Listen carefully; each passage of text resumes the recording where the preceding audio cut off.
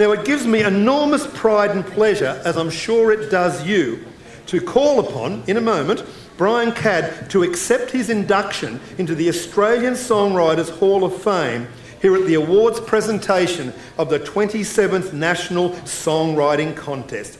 But before he makes his way to the podium to share some of his thoughts with us, let's avert our gaze for a moment to the screen for some highlights.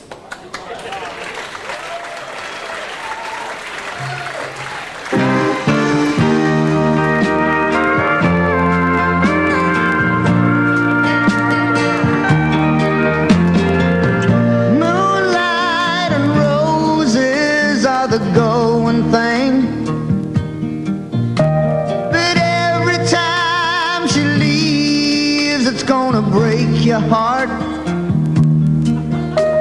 It's happened before. Don't come to me, I don't want no hurt. Like a good old wine, rock and roll, yeah, it feels real good. Let it move your soul. If it hurts, just say her name, baby, let go. Brian Cadd emerged onto the Australian music stage in 1966 when he joined the group. The first song I ever wrote was Woman You're Breaking Me. I'd never written a song, I had no idea how to do it, and it became this huge hit. And I was like, God, how long's this been going on? In 1967, the group won Hoadley's National Battle of the Sounds and went to England to try their luck. In 69, they split. It was almost entirely a case of being thrown headlong from a little tiny puddle to this enormous ocean. Back in Australia, Brian and Don Moody put together Axiom specifically for another crack at the English scene. First came Arkansas Grass. We all were fairly incensed about Vietnam, and I really wanted to write a protest song. I thought I would combine it metaphorically with the uselessness of the American Civil War. The one I was happiest about as a song was probably A Little Ray of Sunshine. Because I remember that morning particularly well, when he woke up and he said, Mum, you'll have to hold breakfast. I've got something running through my mind. However, in the UK, group success once again eluded Brian. It was really only that we'd outgrown each other. Back in Australia again, Brian continued to work with Don Moody, and they had hits together, including Show Me the Way.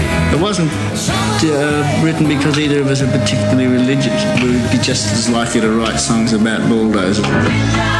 By mid-72, Brian had joined forces with Ron Tudor to set up the famous Bootleg Records, releasing other artists as well as Brian's solo efforts. And then came Brian Cadd, spending 20 weeks on the charts and being named Best Male Vocal Album for 1972. For the first time, an Australian singer-songwriter had broken through in a big way.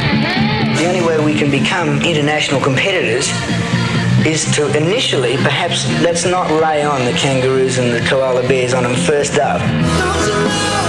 Also in 72, Brian won the Tokyo International Songwriters Contest with Don't You Know It's Magic, sung for him by John Farnham. For an Australian song to even get accepted, apart from being aired, to get accepted is a great honour.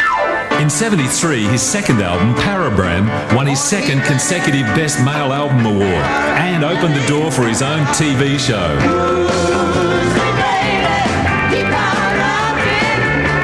By this stage, Brian was a bona fide, real, red-blooded pop star. You touch him, did you? Yes. What was it like?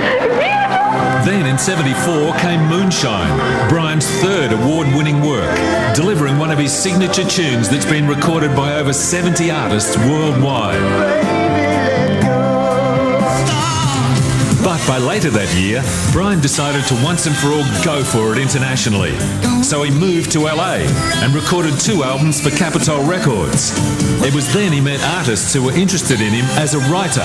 People would work in the studio with you and then they'd say, oh, by the way, I'm playing next week on such and such album and they're looking for a song like this, you know what?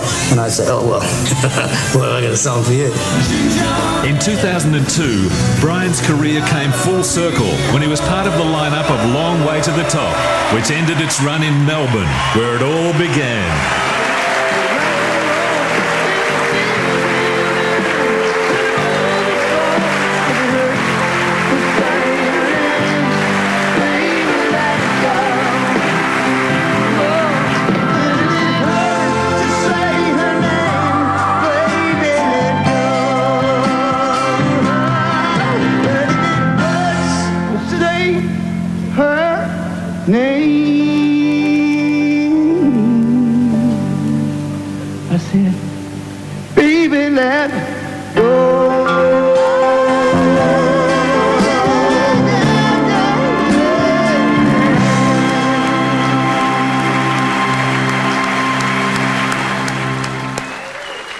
Ladies and gentlemen, one of Australia's greatest songwriters, Brian Cadd.